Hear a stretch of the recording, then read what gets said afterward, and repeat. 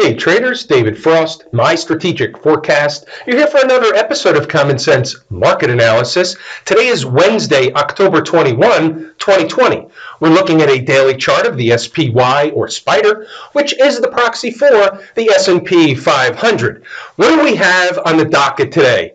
We have a lot of stuff on the docket we're going to use today for several different types of learning opportunities. Believe it or not, the market is in a position where it's relatively easy to decipher what it's going to do. It's either going to do this, and if it's going to do that, it's got to do this first, or it's going to do this, and if it's going to do this, then it's going to do that first. So I'm going to tell you both those scenarios tonight, and then we'll have a beat on what's going to happen going into the end of the week. The first thing we've got to do is take a look at the daily chart. What jumps off the page on the daily chart? Well, when you look at the daily chart, we have the same thing we've had for several days. First, we have the convergence of the moving averages, and we have what seems to be my favorite number of 339.33. It's not my favorite number. We have to keep talking about it until something changes. 339.33 is a line in the sand. If the market begins closing hourly and then daily below that number, there could be a vacuum to the downside. We have an important gap that was not filled. We have a gap at 342, give or take a few pennies on either side. We're going to talk about that gap a little bit more in depth. Here's an hourly chart, and there's the gap, or there's the horizontal line at 342 representing the gap. Look what happened all day long. They teased the gap, they never filled it, and continued to trade away. The end of the day, they come down pointing to the gap, still don't fill the gap. What's the story? Is the gap a destination, or is the destination something else? And the answer is, and the short answer is, the destination is something else. They had every opportunity under the sun to fill this gap. They chose not to do it. Why is that? Because they're trying to suck traders in one way or another. Either trying to suck traders into the long side, thinking they're not going to hit the gap, that's bullish, they're going to trade away, or the traders are going to buy the gap when they finally do hit it, and price is just going to blow through it like it wasn't even there. Now, at this point, we ran out of time, so we had the end of the day. So they could open the day on Thursday below the gap if they so choose. If that happens, what's the next target? Where would they likely be headed? Same number, 339.33, give or take a little bit on either side. Inside the numbers, members will have a better beat and a more refined number as the day gets underway on Thursday morning. But for now, the night before, and from a longer term chart, 339.33 is the number that came out of the calculator. Back to the daily chart, let's have a discussion about what else is on this chart. Let's talk about the north side. We just talked about the south side. We have moving averages. We have 242. We have 339.33 in that zone, provided that the market doesn't necessarily find the vacuum under 339.33. Somewhere in that zone should be supportive of price. What kind of risk do we have? We have election risk. We have a couple of weeks left to the election. Anything can happen. You get rumors floating around in both directions. Trump this, Biden that, this is going to happen, that's going to happen. Nobody knows anything. These rumors come and go just like a fart in the wind. We have stimulus risk or rescue package risk. They're trying to rescue the economy again. They're trying to rescue the American people who are out of work again, and they're having a bull-bear battle. Nancy Pelosi, Mitch McConnell, it doesn't matter what the names are. You basically have a bull-bear battle at the line of the stimulus package. That's the way it works. It's like having a bull-bear battle at resistance or support. In this case, it's Democrat-Republican. It's the same thing. When you apply everything we go through and see in life, it all applies to the market. It's just a matter of how you want to look at it. I know this is a little bit crazy. You're inside my head. It's a dangerous place to be. It's my show. You bought a ticket to the ride, so bear with me. Hypothetically, the market's running to a destination. Doesn't matter whether it's on the north side or the south side. Let's say it's running down south to a destination that should be support. It's running, and all of a sudden, when it gets there, it's going to do what? One of two things. Either turn around and go back in the other direction because it's satisfied the destination. That's how you know that you had the destination right. or it's going to hang out for a cup of coffee because there's really another destination and it was just an interim or temporary support. Okay, fair enough. Well, you've heard that many, many times. How does that relate to anything? It relates to the rescue package, the stimulus package. It's the same routine. They're going to have a $2 trillion package, $2.7 trillion, $1.8 trillion, whatever it is. They're going to have a package. They're going to save the airlines. They're going to do this. They're going to do that. And next scene shows, right at the 11th hour, it gets called off. The meeting gets called off. The market takes a crap. You know the routine. It's the same thing over and over and over again. Last night we talked about government shutdowns because of a budget increase. This is the same thing. They go through the same exercise. When the market gets to a destination, it either bounces right back in the other direction or hangs out for a cup of coffee. And here, the stimulus, we've hung out for a cup of coffee because the destination may either be a different number, or time is more important than price, maybe a different time, maybe after the election. We'll see, but there's definitely going to be more surprises in the market. That's the way it works. All right, soapbox over. What else is on the chart? Let's talk about the northern direction. We talked about that briefly, and then I got on a tangent.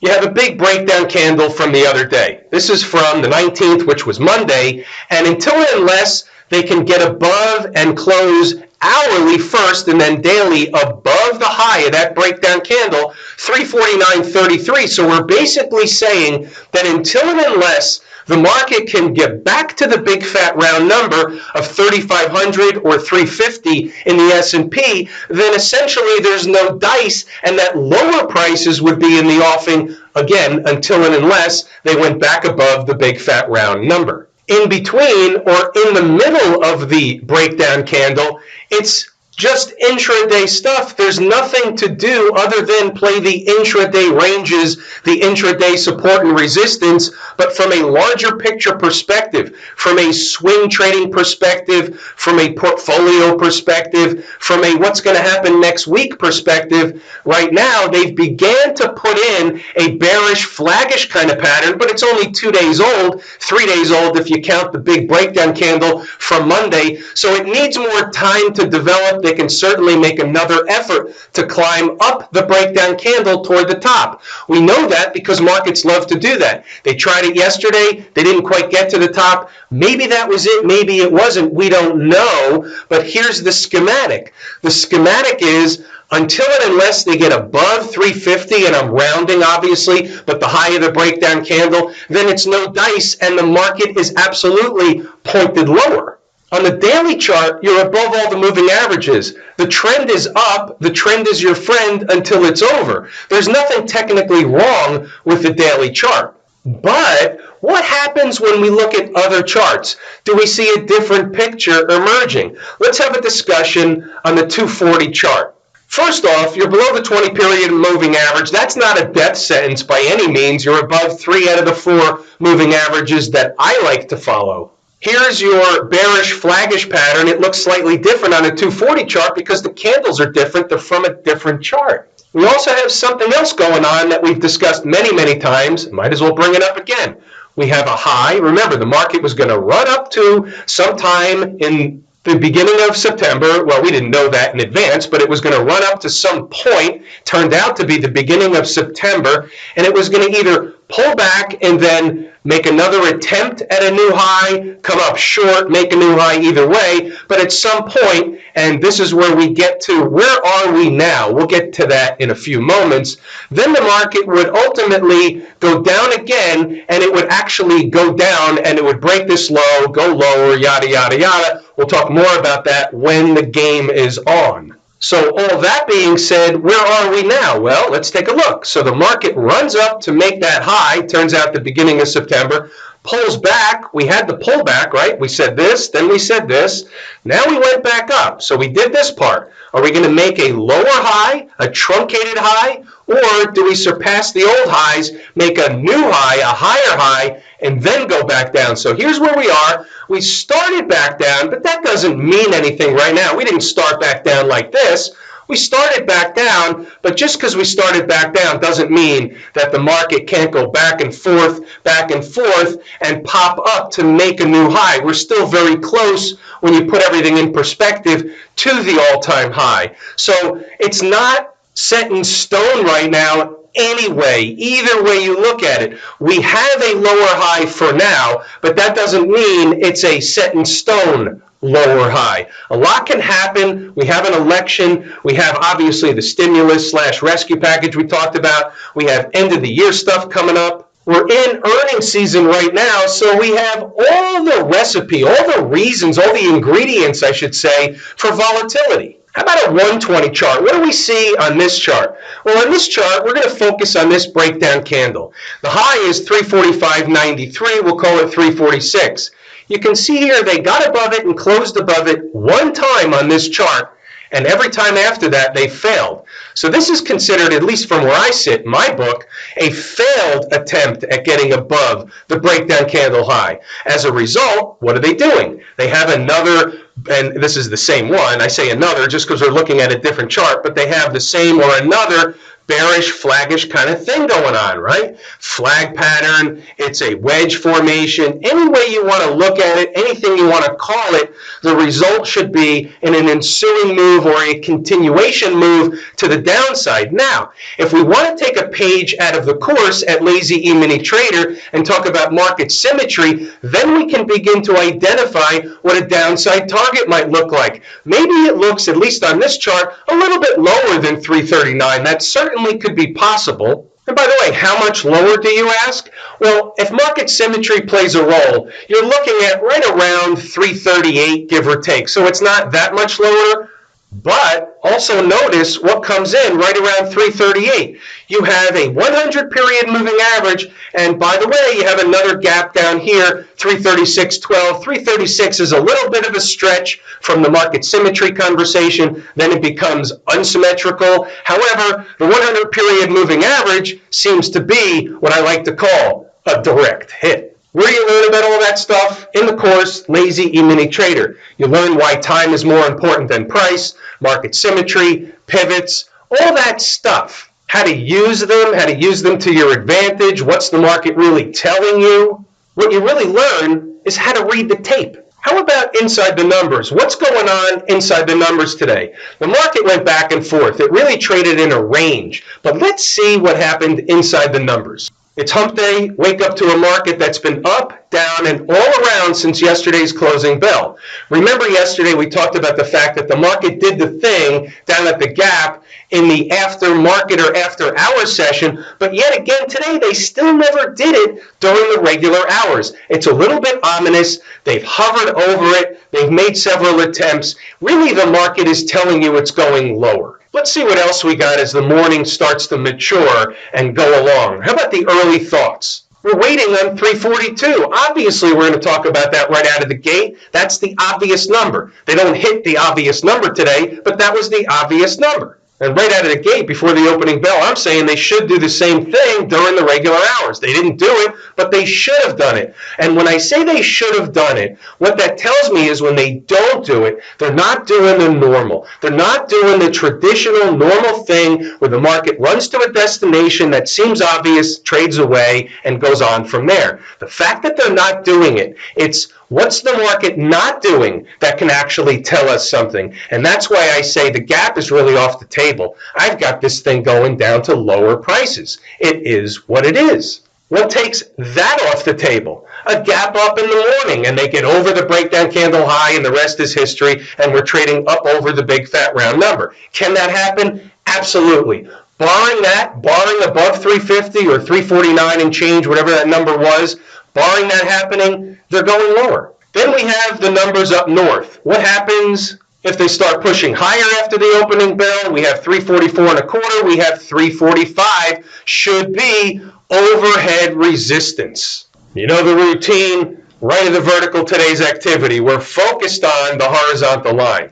What's the horizontal line? Well, guess what? It's 345. You can see it over here. It's at 345 on the right as well. 345 was the number today. They could never get over the number. We had other numbers above it they did, but they really could not do the thing over 345. They made several attempts, and as they make several attempts and trade away, the deal points to lower prices. 345 is a sticking point. 345 was cited long before the opening bell. Let's move along, see what else happens. Let them go for a while. 932, we have Work. That was one of the trades from Stocks on the Move. We'll come back to those later. Work gave the minimum deal right out of the gate for those traders who booked the profit on half a position. It's just painting by the numbers. That's just the way it works.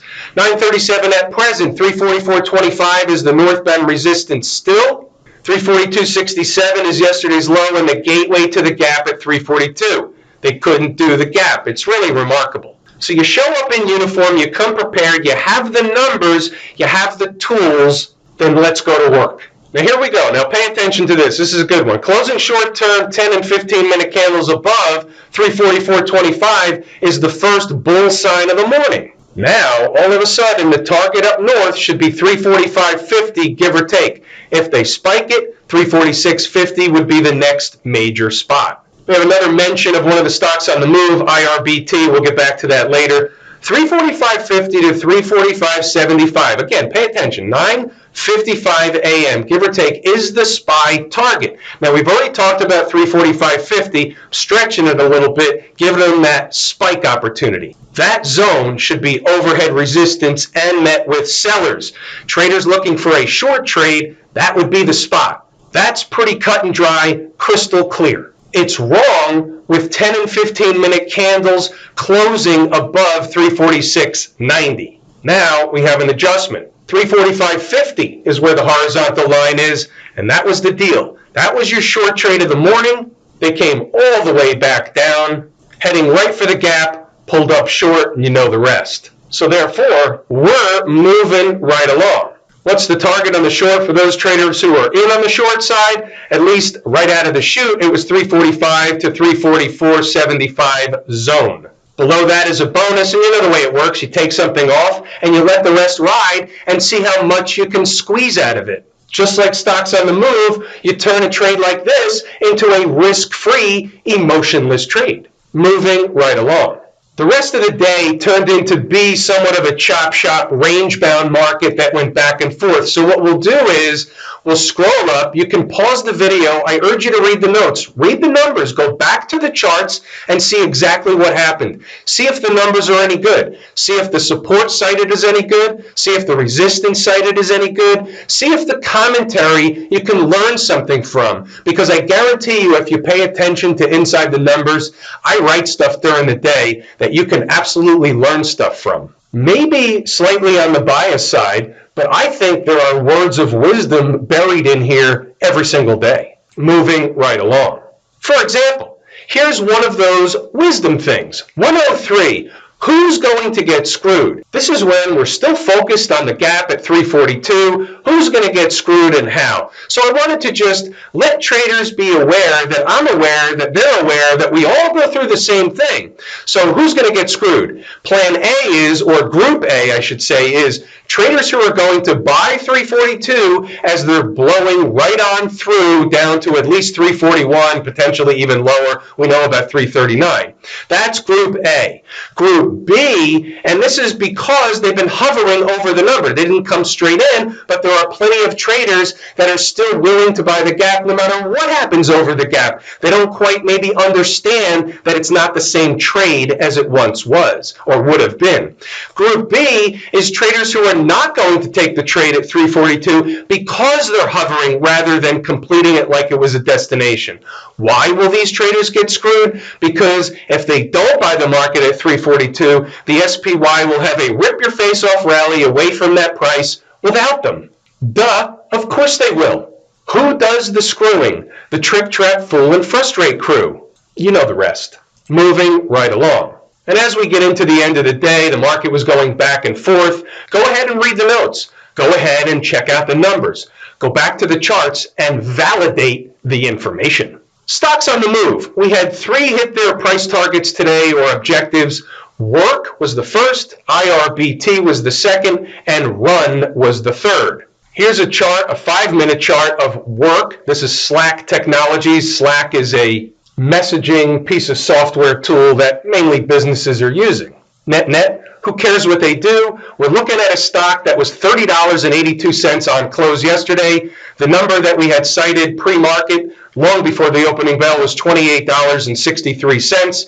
You can see what happened. That was, in fact, the destination. They spiked it by a little bit, but they had a nice rally away from that number, making a high of $29.38, and that is well more than a base hit. Certainly on a trade that you're only holding for a few minutes. Here's the actual trade making a high of $29.25 after hitting the target, coming back down after the fact. Not many traders are sticking around for that run back up north. By the way, anybody notice anything interesting on this chart?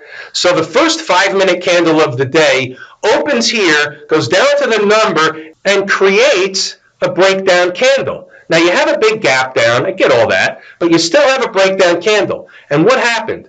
On the first run, the market went up toward the top to make an attempt to get to the top of the breakdown candle on this 5-minute chart. And what happened? It was rejected. Next time up, they went a little bit higher, still came down. The stock floundered around all day long, never really doing anything, but 28.63 was certainly the destination. They ended up sticking around for a cup of coffee, which may mean there's another destination down south, maybe tomorrow or beyond. But they did the deal. IRBT. This is an interesting one, and we go over this kind of thing all the time. I have to go over it again because this is absolutely a learning opportunity for anybody that doesn't know, understand, or believe this to be the case. So 86.30 was the number that was put on the board bright and early. The stock closed yesterday. Closing price is 96.13. Pretty good buzz cut at the open, and look what happened. In the first 5 minutes of the day, the stock makes a low of 86.63, 33 cents short of the target. Now, some traders would say, well, how do I know that that's close enough to the target to take the trade off the table? And here's how you know. The next 5-minute candle, the stock was back up at a high of 92.47. If that's not at least part of the trade you're looking for off the number, then I don't know what is. They did the deal off a higher number. That 86.30, after seeing that rip off whatever the low was, that's the trade that you were looking for. At least you're looking for a trade. That was way more than we're looking for, but that's the deal. They did the deal. That trade, that number is off the table. Is the second number on the table? And the answer is initially, yes, it is. However, they did the same thing on the way to the second number, and they bounced up to make a high of 86.47. And if you do the math, that's $2, and they did the deal again. So technically, at least for me, it takes the second number off the table. I want the trades that come in without doing that. They went lower, they rallied back into that zone anyway. Obviously, that zone is important. Those are good numbers. They just had another idea today. They basically had another cup of coffee. They had a venti latte. How about run? Sunrun, 59.83. Apparently that wasn't the number. The number was 57.85. You can see what happened at 57.85. If you did the thing where you buy half at the first, half at the second, your average is in the middle, you basically got out a little bit with a gain, maybe break even, something like that. No great shakes. If you were fortunate enough to only buy the second price, then you had a good trade out of it. Other than that, it was basically just a dud/scratch. Were the trades great today from inside the numbers, stocks on the move? And the answer is no. It was one of those days where we didn't really have great trades. So be it. There's tomorrow. There's trades around the corner. We know how that works. And you never know when you're going to get the rocket ride. What's going on over in Camp IWM? Well, I'll tell you what's going on. They're going to breach, or at least they're threatening to breach, the low on this reversal day. That low is 158.81. If they breach that low and close the day below that low, these moving averages are almost a guarantee. There's no guarantees in the market, but that's what the tape would be telling us if they closed below that low. So check this out. We know that the IWM is my favorite market leading indicator, number one. So here on a day when the S&P, the SPY, was basically flat on the day, give or take, The IWM was down almost 1%, 0.75% down over $1. Should we take that as a puzzle piece and put it on the table? And I would submit, yes, we should. Why? Because we already talked about the SPY chart. The SPY chart looks like it wants to go lower, looks like it's not going to stop at the gap. That's what the chart is telling us. That's what the tape is telling us. Hashtag reading the tape. Then we look over at the IWM, and our favorite market leading indicator is leading to the downside. So the market is telling us something. It's talking to us. It's having a conversation. Are we speaking the same language? So a couple of things with the IWM. A, staying above the low of that breakup candle is fine. It's bullish. There's nothing wrong with the IWM. Close below the low, hourly first, and then a daily close below that low, then the moving averages come into play. In fact, 157 or lower would come into play rather quickly. I just ran the calculator. Out came 155.70. That's an important spot. Write that one down. Keep it on a sticky note. What about the folks down at the transportation department? What's going on over there? Here we have 1% down, 135 points. Guess what? Two favorite market leading indicators pointing south. The IWM is A number 1, the transports are A number 2, but you know what comes next? A number 1, our favorite canary in the coal mine. So guess what? We're taking stock. These are puzzle pieces. These are on the table. What about the folks out in Silicon Valley? What's going on with the Qs? Really looks very similar to the SPY. Same type of bearish flaggish thing coming on, same moving averages below price. They're going to do the same thing. Calculator, 279.30. Sticky note.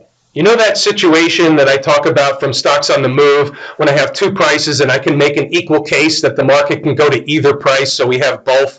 Same deal. 276.35 is price number 2. XLF down 12 cents, 0.5%, riding the convergence of the 200 and the 50 period moving average. The other ones are right underneath. Obviously, nothing really happened today, down 12 cents. We can't make anything out of it. No federal case here. Move it along. How about Smashmouth? Kind of melting down a little bit. What's interesting, as it is relative to this reversal candle, is where the market closed today. Let's get refined a little bit and let's talk numbers. So the low of this reversal candle is 184.40. The low of today is 184.32. The closing price is 184.51. No accidents or coincidences. The 184.40 is basically smack dab in the middle. So how do you read that? Well, you have no choice but to take two away from that. You have to read it both ways, right? We're the umpire. We have to call balls and strikes. The bull case says if they don't close below that low, they're bullish, it's running a test, and they're going to go back up higher.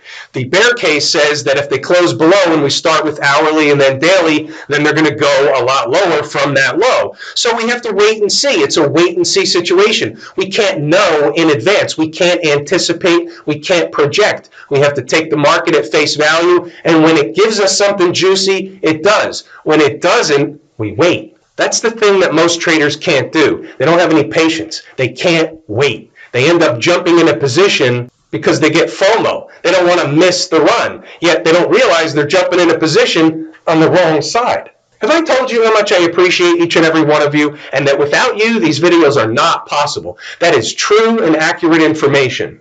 We're going to pull the ripcord here today. It's everything I wanted to and intended to discuss. I'm David Frost, my strategic forecast. Thanks again for tuning in to another episode of Common Sense Market Analysis.